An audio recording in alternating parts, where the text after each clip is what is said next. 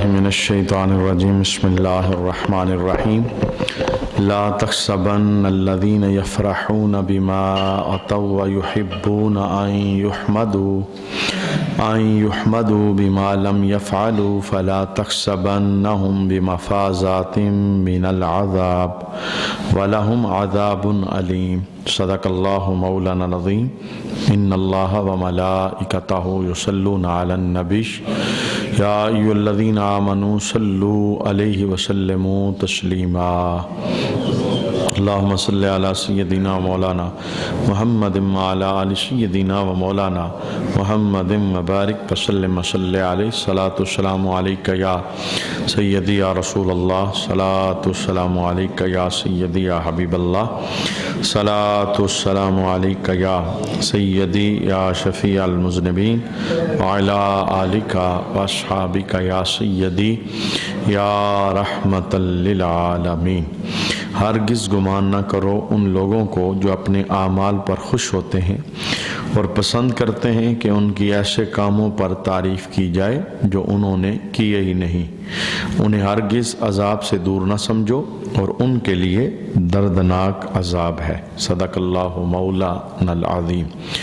گزشتہ درس قرآن کے اندر ہم نے خود پسندی کی مذمت، ریاکاری کی مذمت پر کچھ احادیث سماعت کی تھی اور قرآن پاک کی اس آیت پر یہ سبق سیکھا تھا کہ ہمیں اپنے اعمال خالص اللہ کی رضا کی خاطر کرنے چاہیے، اور ہر وہ عمل جس کے اندر دکھلاوا آ جائے، ریاکاری آ جائے، اللہ کے غیر کی خاطر عمل کرنا قرار پائے، وہ عمل درجے کے اندر ضائع ہو جاتا ہے اور بندہ اس کے اجر اور ثواب سے محروم ہو جاتا ہے۔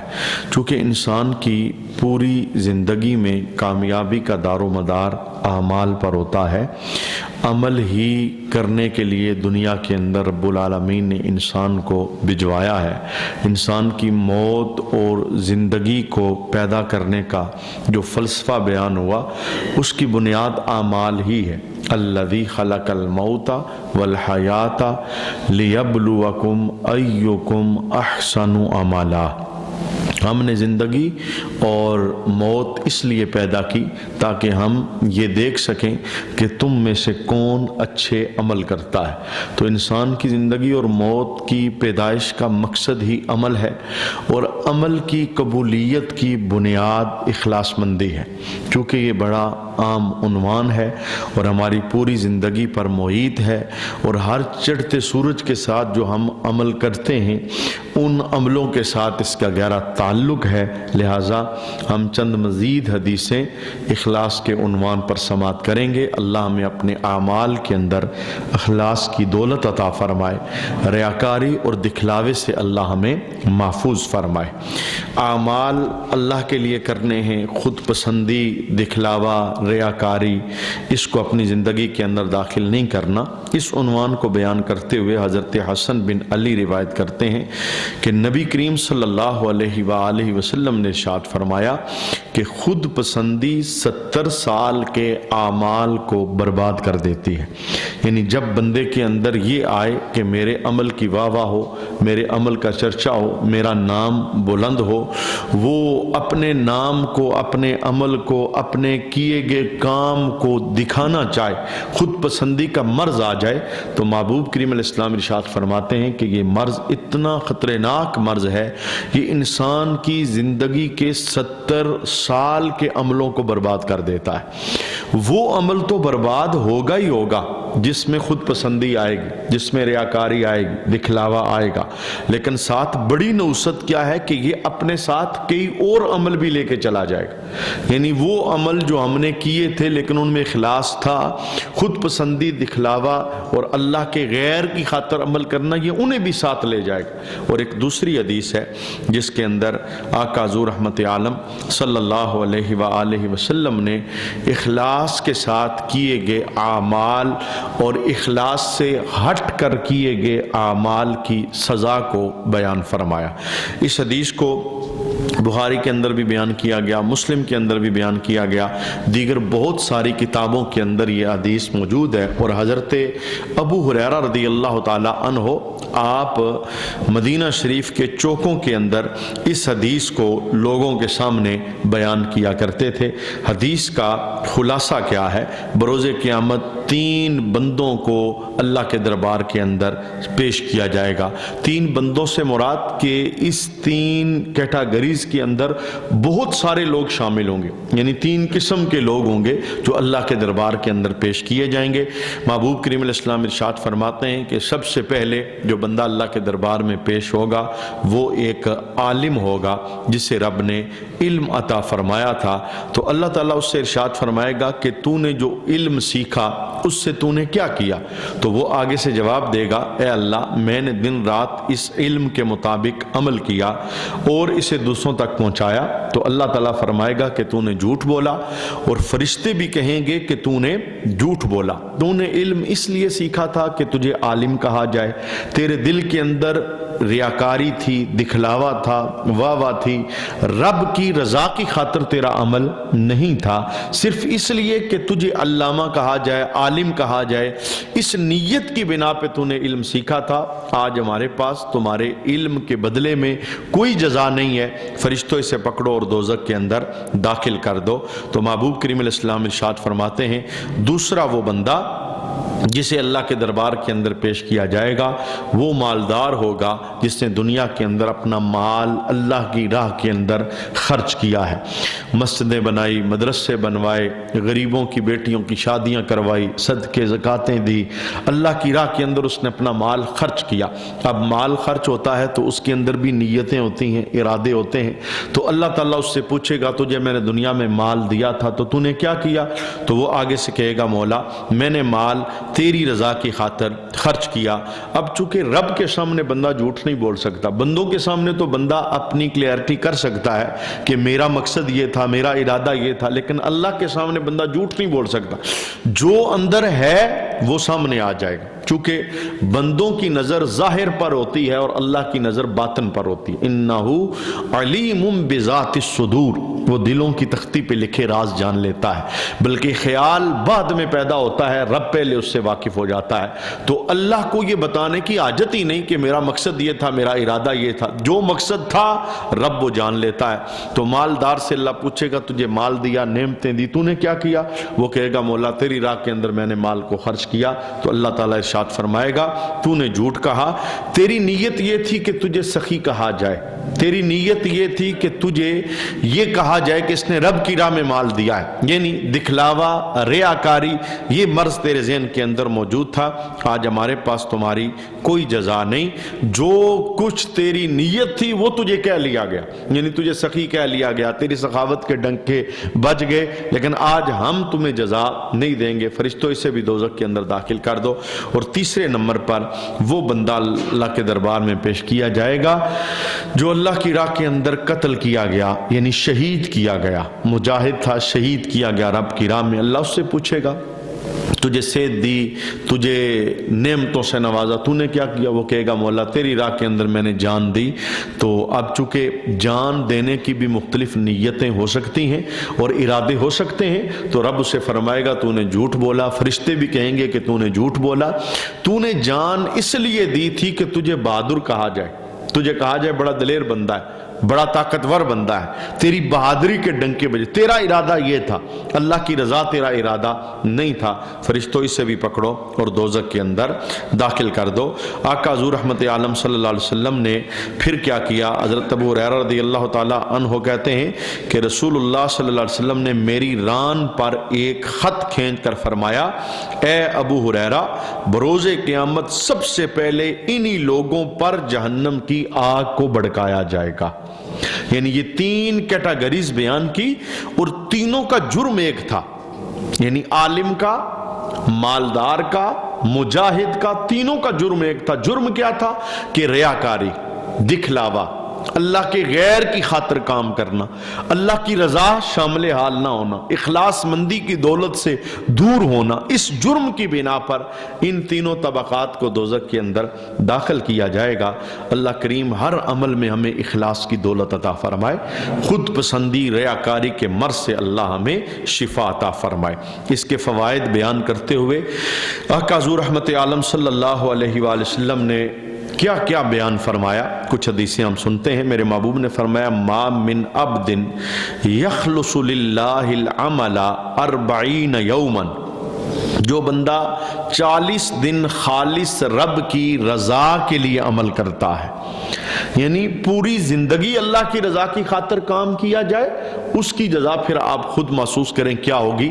رسول اللہ صلی اللہ علیہ وسلم نے فرمایا کوئی بندہ خالی 40 دن اللہ کی رضا کی خاطر کام کرے، کوئی بھی کام، تلاوت کر رہا ہے، نماز پڑھ رہا ہے، تہجد پڑھ رہا ہے، اشراق چاشت پڑھ رہا ہے، صدقہ دے رہا ہے، زکوٰۃ دے رہا ہے، کوئی بھی صالح کام، لیکن دل میں نیت خالی رب کے لیے ہو، اللہ کے علاوہ کسی کی نیت نہیں ہو۔ امام محمد غزالی علیہ رحمہ نے یہ بات تحریر کی کہ ایک بندہ جو صف اول کے اندر نماز پڑھا کرتا تھا، نیک صالح تھا، تو ایک دن وہ مسجد آیا تو اول صف میں اسے جگہ نہ ملی، دوسری صف کے اندر اس نے نماز ادا کی تو اس کے دل کے اندر یہ خیال پیدا ہوا کہ آج لوگ کیا کہیں گے کہ پہلی صف میں نماز پڑھنے والا دوسری صف میں نماز پڑھ رہا ہے، آج پیچھے کھڑا ہو کے نماز پڑھ رہا ہے۔ تو جب دل کے اندر یہ خیال پیدا ہوا تو ساتھ ہی انہوں نے اللہ کی طرف رجوع کیا کہ مولا میں بھول گیا تھا، اس کا معنی یہ کہ پہلی صف میں جو میں نماز پڑھتا رہا یہ بندوں کی خاطر پڑھتا رہا، اگر بندوں کی خاطر نہ پڑھتا تو آج بندوں کا مجھے خیال نہ آتا کہ بندے کیا کہیں گے، بندے کیا کہیں گے، یہ خیال آنا اس بات کی دلیل ہے کہ میرا کام تیری رضا کی خاطر نہیں تھا۔ پھر انہوں نے 40 سال کی نمازوں کو دوبارہ دہرایا، اور دہرایا صرف اس لیے کہ وہ ضائع ہو گئی، ان میں اخلاص نہیں تھا، ان میں ریاکاری تھی، ان میں دکھلاوا تھا، کسی غیر کی خاطر عمل کا پایا جانا تھا۔ تو آقا حضور رحمت عالم صلی اللہ علیہ وآلہ وسلم نے فرمایا ما من عبد یخلص للہ العمل 40 یوما، فرمایا جو بندہ 40 دن خالص رب کی رضا کے لیے عمل کرتا ہے اس کا فائدہ اسے کیا ملتا ہے، الا ظہرت ینابیہ الحکمت من قلبہ علی لسانہ، تو اللہ اس کے دل اور اس کی زبان پر حکمت کے چشمے جاری فرما دیتا ہے، یعنی وہ بندہ دانا بندہ بن جاتا ہے جس کے عمل میں اخلاص آ جاتا ہے۔ خالی 40 دن کا رسول اللہ نے بیان فرمایا، کوئی عمل خالص رب کی رضا کی خاطر کیا جائے تو اللہ تعالیٰ اس بندے کے دل پر، اس کی زبان پر حکمت کے چشموں کو جاری فرما دیتا ہے۔ ایک اور حدیث کے اندر حضرت حسن بصری رضی اللہ تعالیٰ عنہ فرماتے ہیں کہ رسول اللہ صلی اللہ علیہ وسلم نے ارشاد فرمایا کہ اللہ فرماتا ہے، حدیث قدسی ہے، یعنی کلام اللہ کا ہے، زبان رسول اللہ صلی اللہ علیہ وآلہ وسلم کی ہے۔ اللہ فرماتا ہے الاخلاص سر من سری، اللہ فرماتا ہے کہ اخلاص میرے رازوں میں سے ایک راز ہے، یعنی ہر کام میری خاطر کرنا یہ میرے رازوں میں سے ایک راز ہے۔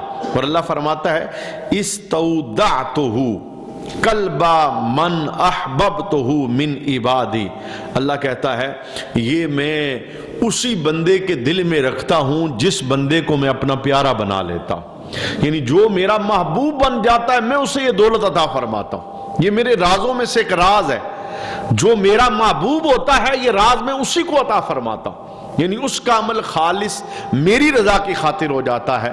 اسی لیے جب ایک بزرگ سے کسی نے پوچھا کہ مخلص بندہ کب ہوتا ہے، یعنی اس کا عمل اللہ کی خاطر ہے یہ پتہ چلے یہ بندہ کب ہوتا ہے، تو انہوں نے بڑا خوبصورت طریقہ بیان کیا، انہوں نے کہا جب بندہ چھوٹے بچے کی طرح ہو جائے، جو دودھ پینے والا بچہ ہے تب وہ مخلص ہوتا ہے۔ تو انہوں نے کہا بھی اس کا کیا معنی ہے کہ دودھ پیتے بچے جیسا بندہ ہو جائے تو پھر وہ مخلص ہوتا ہے؟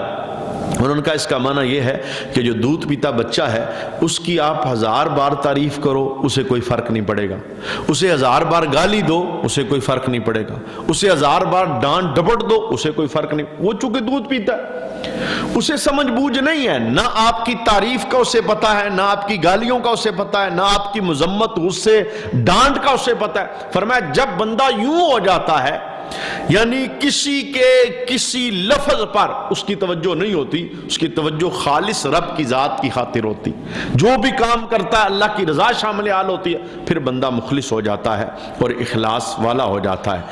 ایک اور حدیث کے اندر آقا حضور رحمت عالم صلی اللہ علیہ وسلم نے فرمایا کہ ثلاثن لا یغل علیہن قلب رجل مسلم، تین باتیں ایسی ہیں جن پر بندہ مومن کا دل کبھی خیانت نہیں کرتا۔ تین باتوں میں ایک مسلمان کا دل کبھی خائن نہیں ہوتا، خیانت نہیں کرتا۔ کون کون سی تین باتیں؟ پہلی بات اخلاص العمل للہ، مومن کی شان یہ ہے عمل جب بھی کرتا ہے خالص اللہ کے لیے کرتا ہے، اس میں وہ خیانت نہیں کرتا۔ یعنی یہ مومن ہونے کی نشانی ہے، مسلمان ہونے کی نشانی ہے کہ اس کے عمل کے اندر غیر کا کوئی بھی عمل دخل نہیں ہوتا، یہ کام کرتا ہی رب کی رضا کی خاطر۔ کوئی بھی کام ہے صالح، اس کے اندر اللہ کی رضا پیش نظر ہوتی ہے۔ اور ہمارے معاشرے کا یہ سب سے بڑا المیہ ہے، کتنے کام ایسے ہیں جو برادری کی خاطر ہوتے ہیں، جو ناک کی خاطر ہوتے ہیں، جو رشتہ داروں کی خاطر ہوتے ہیں، جو محلے داروں کی خاطر ہوتے ہیں، جو معاشرے کو دکھانے کی خاطر ہوتے ہیں، ان میں نہ کوئی اصلیت ہوتی ہے، نہ ان میں رب کی رضا شامل حال ہوتی ہے۔ وہی کام کو چھپ کے کرو نہیں کریں گے۔ مانا کیا تھا کہ یہ کام چھپ کے اس لیے نہیں کیا کہ یہ اللہ کی خاطر تھا ہی نہیں، جن کو دکھانا تھا ان کی خاطر تھا۔ اور ایسے بندوں کے متعلق قیامت کے دن رب العالمین کے دربار سے یہ صدا آئے گی کہ جب وہ اللہ کے دربار سے جا کے کہیں گے مولا ہمارا فلاں عمل، ہمارا فلاں عمل، ہمارا فلاں عمل، تو اللہ فرمائے گا جاؤ اپنے عملوں کا بدلہ ان سے لو جن کی خاطر تم عمل کیا کرتے۔ تمہارا عمل ہماری خاطر تھا ہی نہیں تو ہم بدلہ بھی نہیں دیں گے، ہم تو بدلہ اسے دیں گے جس کا عمل ہماری خاطر تھا۔ تو آقا حضور فرماتے ہیں کہ تین باتوں میں بندہ مومن کا دل کبھی خیانت نہیں کرتا۔ ان میں سے پہلی بات اخلاص العمل للہ، وہ عمل جب بھی کرتا ہے خالص اللہ کے لیے کرتا ہے۔ اور دوسری بات والنصیحۃ للولاۃ، وہ جو عہدے دار ہیں، مالدار ہیں اور منصبوں پر بیٹھنے والے ہیں، وہ انہیں نصیحت کرتا رہتا ہے۔ یعنی کسی کا عہدہ دیکھ کر، کسی کا مال دیکھ کر، کسی کا مرتبہ دیکھ کر وہ نصیحت سے جھجک نہیں کھاتا۔ یعنی یہ مومن کی شان ہوتی ہے کہ وہ سب کو برابر نصیحت دیتا ہے۔ یہ نہیں کہ غریب کا نصاب اور ہے اور امیر کا نصاب اور ہے، عہدے پر بیٹھنے والے کے لیے نصاب اور ہے اور جو عہدے پر نہیں ہے اس کے لیے نصاب اور ہے۔ یہ نصیحت کرنے والے کی نظر میں سارے برابر ہوتے ہیں، وہ برابر ہی سب کو نصیحت کرتا ہے۔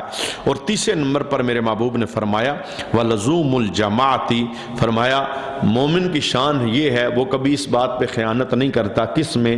کہ وہ مسلمانوں کی جماعت کو ہمیشہ پکڑ کے رکھتا ہے۔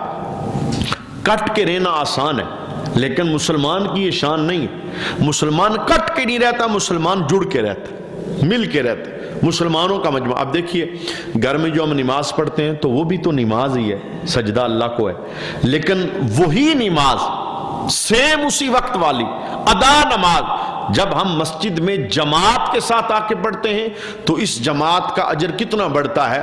گھر والی نماز ایک نماز اور یہ نماز 27 گنا بڑھا کر اللہ ہمیں اجر عطا فرماتا ہے۔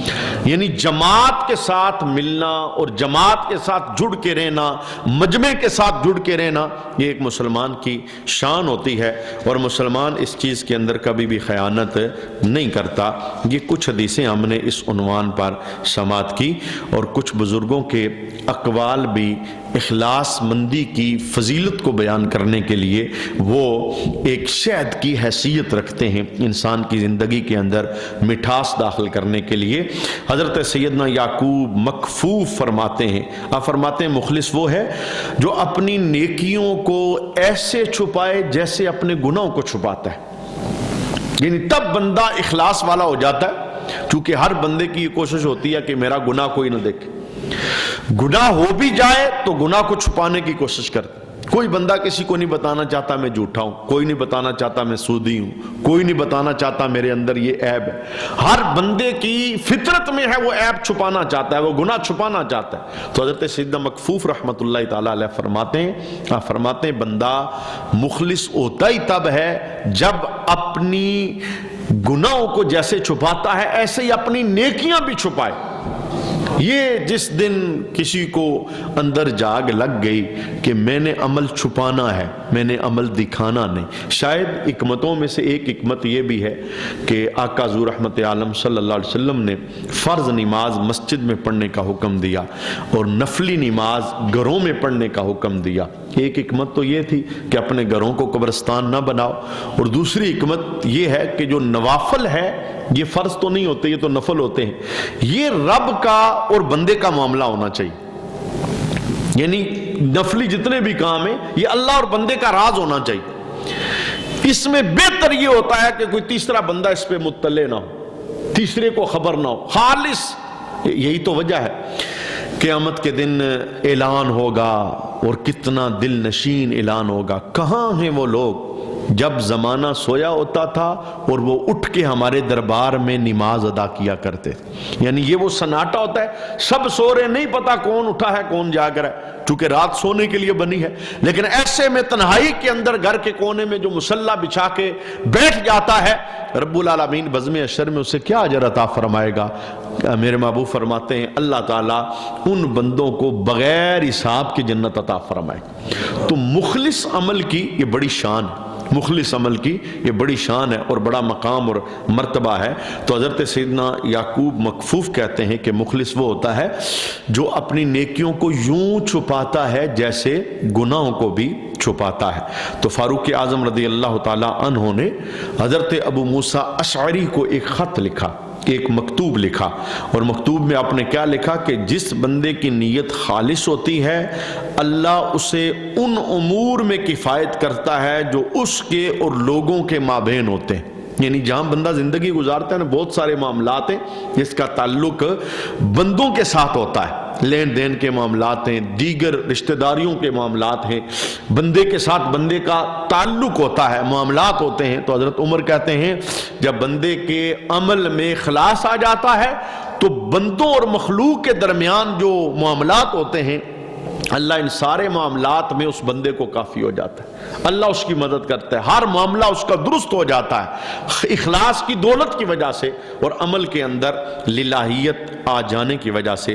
حضرت سیدنا مطرف بن عبداللہ رحمت اللہ تعالیٰ علیہ آپ فرماتے ہیں کہ جس کے عمل میں اخلاص ہو اس کے لیے ویسا ہی اجر ہوگا، اور جس کے عمل میں ملاوٹ ہو اس کے لیے بھی ویسا ہی اجر ہوگا۔ یعنی عمل میں ملاوٹ آ جائے، کھوٹ آ جائے، نیت میں خرابی آ جائے تو پھر عمل اسی طرح کا ہوگا، جزا اس کی نہیں ہے، معنی اس کا جزا اس کی نہیں ہے، وہ جزا سے خالی عمل۔ اور اگر عمل کے اندر اخلاص آ جائے، رب کی رضا کی خاطر عمل کرنا آ جائے تو اس کے اندر اللہ رب العالمین بندے کو اخلاص کی دولت کی وجہ سے نجات عطا فرماتا ہے۔ ایک اور روایت ہے، ایک بزرگ علیہ رحمہ فرماتے ہیں کہ جب اللہ کسی بندے کو ناپسند کرتا ہے، کچھ لوگ اللہ کے پسندیدہ ہوتے ہیں اور کچھ لوگ ایسے ہیں جو رب کے ناپسندیدہ ہوتے ہیں، تو جب اللہ کسی کو ناپسند کرتا ہے تو اسے 3 چیزیں دے کر 3 چیزوں سے محروم کر دیتا ہے۔ تو ہمیں یہ چیک کرنا چاہیے کہ یہ 3 چیزیں ہمیں ملی ہیں اور 3 سے ہم محروم تو نہیں ہوئے، اور اگر ایسا ہے تو پھر ہمیں رجوع اللہ کرنا چاہیے کہ ہم کہیں اللہ کے ناپسندیدہ لوگوں میں شامل تو نہیں۔ آپ فرماتے ہیں کہ 3 چیزیں رب دیتا ہے، 3 چھین لیتا ہے جب کسی کو ناپسند کرتا ہے۔ اچھا کون کون سی؟ پہلی چیز صالحین کی صحبت تو دیتا ہے لیکن ان کی بات قبول کرنے سے محروم کر دیتا ہے۔ نیک لوگوں کی صحبت میں بندہ بیٹھتا ہے لیکن ان کی بات قبول نہیں کرتا۔ ہم نے دیکھا یعنی تجربے کی نظر سے کتنے لوگ ایسے تھے جو اچھے لوگوں کے ساتھ جڑے ہوئے تھے لیکن اچھے لوگوں کے ساتھ جڑے ہونے کے باوجود بے نمازی رہے، جھوٹے رہے، نظر کے گندے رہے، احکام شرعیہ کو توڑتے رہے، حالانکہ وہ اچھی مجلسوں میں بیٹھنے والے تھے، اچھے لوگوں کے ساتھ ان کا تعلق تھا۔ تو ایک بزرگ علیہ رحمہ فرماتے ہیں کہ یہ اللہ کی سزا ہے۔ اللہ جسے ناپسند کرتا ہے نیکوں کی صحبت میں تو بیٹھتا ہے، تو نیکوں کی صحبت میں بیٹھنا یہ کوئی رسم رواج تو ہے نہیں۔ اس کا مقصود کیا ہوتا ہے؟ اس کا مقصود یہ ہے کہ بندہ اپنا ٹوٹا ہوا رابطہ اپنے رب کے ساتھ بحال کر لے۔ اگر کسی نیک کے ساتھ لڑ لگا ہے لیکن جیسے پہلے تھا اب بھی ویسے ہے تو بیٹھنے کا فائدہ کیا؟ کہا یہ رب کی ناپسندیدگی ہے بندے کے ساتھ کہ نیک کی صحبت میں تو بیٹھا ہے لیکن اس کی بات قبول کرنے سے محروم ہو گیا، عمل نہیں کرتا۔ کتنے اونچے اونچے نام ہیں، یعنی کسی کا نام لینا مقصود نہیں ہے۔ لوگ کہتے ہیں میرا فلاں ولی سے تعلق ہے، میرا فلاں نیک بندے سے ہے، میں فلاں آستانے پہ جھاڑو دیتا ہوں، لیکن ان کے کردار دیکھو، ان کی گفتار دیکھو، ان کی معاشرت دیکھو، ان کے رہن سہن کا انداز دیکھو تو لگتا ہی نہیں کہ کسی بڑے کے ساتھ اس کا تعلق۔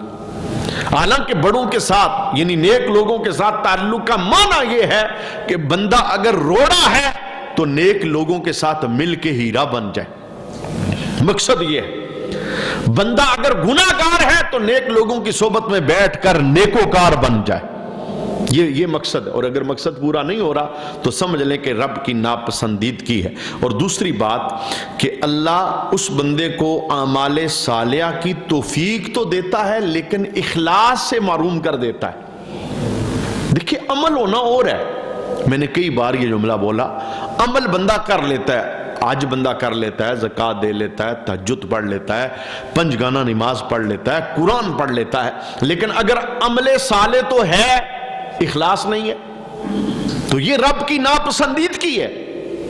آپ فرماتے ہیں جس سے اللہ ناپسند کرتا ہے 3 دیتا ہے 3 لے لیتا ہے، عمل صالح کی توفیق دیتا ہے اور اخلاص کی توفیق وہ چھین لیتا ہے۔ تو خالی عمل صالح اخلاص نہیں ہے تو فائدہ ہی کوئی نہیں، یعنی یہ تو گرد و غبار بن کر سارے عمل اڑ جائیں اگر اخلاص کی دولت نہیں ہوگی۔ تو تیسرے نمبر پر جو فرماتے ہیں کہ اللہ حکمت دیتا ہے لیکن صدق سے اسے محروم کر دیتا ہے۔ ہم اللہ کے دربار کے اندر دعا کرتے ہیں کہ اللہ کریم ہم سب کو اخلاص مندی کی دولت عطا فرمائے، خود پسندی کے مرض سے اللہ ہمیں شفا عطا فرمائے۔ جو بھی کام کریں کام تھوڑا کریں لیکن اس کام کے اندر اللہ کی رضا شامل ہو جائے اور اللہ تعالیٰ کی ناراضگی سے ہم بچ جائیں۔ اللہ تعالیٰ عافیت اور رحمت والا معاملہ فرمائے اور ہمارے اعمال کو اپنے دربار میں شرف قبولیت عطا فرمائے۔